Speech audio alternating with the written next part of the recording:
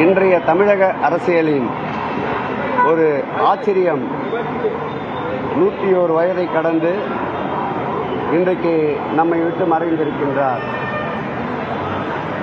அவருடைய இறுதி நாட்களில் கூட இன்றைய முதலமைச்சர், திராவிட முன்னேற்றக் கழக தலைவர் அவரை நேற்றைக்கு முன்தினம் கூட மருத்துவர்களை அணுகி அவரை பார்த்துவிட்டு இன்னும் அவர் நீண்ட காலம் வாழ வேண்டும், தமிழகத்தில் எதிர்கொள்ள வேண்டிய பல்வேறு மதம் ஆச்சரிய அரசியலுக்கு ஒரு சிம்ம சொப்பனமாக திகழ்கின்ற நேர்மையின் முழு உருவம் இன்னும் சில காலம் தமிழகத்தில் இருக்க வேண்டும் என்ற ஒரு நம்பிக்கையோடு மருத்துவ குழுவினரோடு நேற்றைக்கு முன்தினம் கூட மருத்துவமனைக்கு வருகை தந்து மருத்துவர்களோடு கலந்து ஆலோசித்தார்.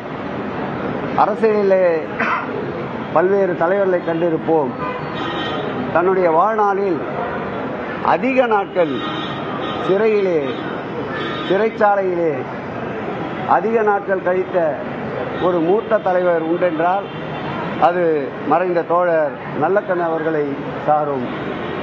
அவருடைய கொள்கைகள் நாட்டிலே மதவாதத்திற்கும் இனவாதத்திற்கும் பிளவு சக்திகளுக்கும் இடமில்லை என்பதை அவர் மறைந்த இத்தருணத்தில் அவர் உயர்த்தி பிடித்த அந்த தியாக தீபத்தை கம்யூனிஸ்ட் இயக்க தோழர்களும் இன்றைக்கு மாண்புமிகு தமிழக முதல்வர் தலைமையில் அமைந்திருக்கின்ற இந்த கூட்டணியும் உயர்த்தி பிடிக்கும்.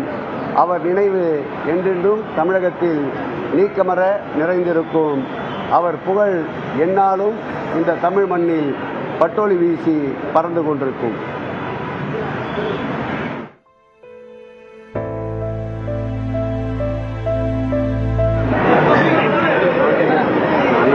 தோழர் நல்லக்கண்ணு, நேர்மையின் கடைசி அத்தியாயம், தியாகத்தின் கடைசி அத்தியாயம், எளிமையின் கடைசி அத்தியாயம் இன்று நம்மை விட்டு போய்விட்டது. இவர் வாழ்ந்த காலத்தில் நாமெல்லாம் வாழ்ந்தோம் என்பது மிகப்பெரிய பெருமை. இன்னொரு நல்லக்கண்ணு பேரு கேட்டாற்போல் ஒரு மிகப்பெரிய ஒரு வரலாற்றை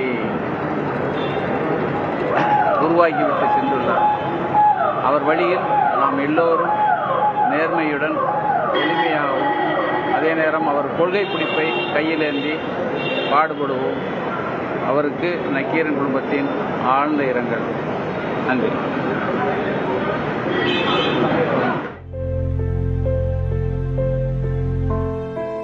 முதுபெரும் தலைவர் நல்லக்கண்ணுவின் மறைவிற்கு குடியரசு துணைத் தலைவர் சி.பி. ராதாகிருஷ்ணன் இரங்கல் தெரிவித்திருக்கிறார். கூடுதல் விவரங்களோடு இணைகிறார் நமது செய்தியாளர் சுசித்ரா. இரங்கல் குறிப்பில் அவர் என்னென்ன குறிப்பிட்டிருக்கிறார்? விவரங்கள்.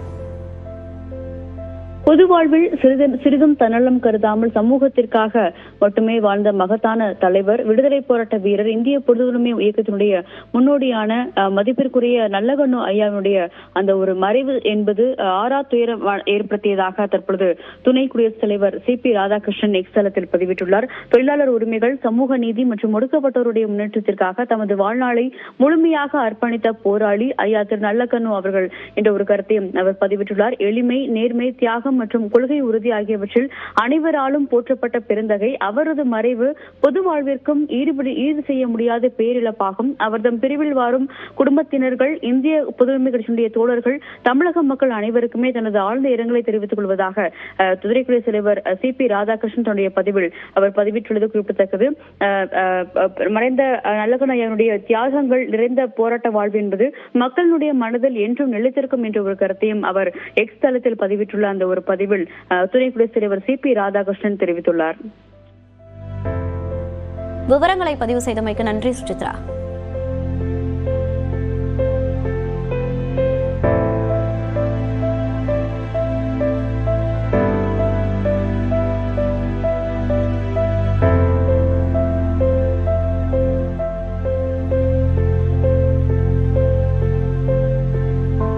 எளிமையின் சிகரமாக திகழ்ந்தவர் திரு நல்லக்கண்ணு அவர்கள்.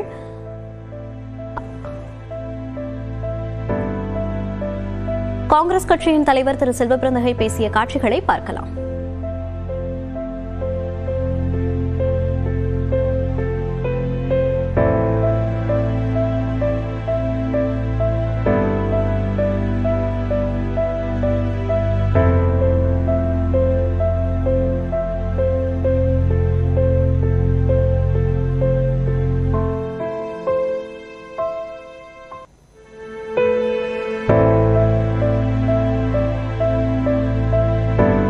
முதுபெரும் தலைவர் திரு நல்லக்கண்ணு அவர்கள் மறைவையொட்டி பல்வேறு அரசியல் கட்சி தலைவர்களும் அஞ்சலி செலுத்தி வருகின்றனர். தற்போது தமிழக பாஜக தலைவர் நயினார் நாகேந்திரனும் மத்திய அமைச்சர் எல் முருகனும் தற்போது அவரது உடலை பார்ப்பதற்காக வருகை தந்திருக்கிறார்கள். சமூக நீதி மற்றும் ஒடுக்கப்பட்ட மக்களின் வாழ்க்கைக்காக போராடியவர் திரு நல்லக்கண்ணு அவர்கள். நல்லக்கண்ணு மறைவிற்கு குடியரசு துணைத் தலைவர் சிபி ராதாகிருஷ்ணன் அவர்கள் இரங்கல் தெரிவித்திருக்கிறார்.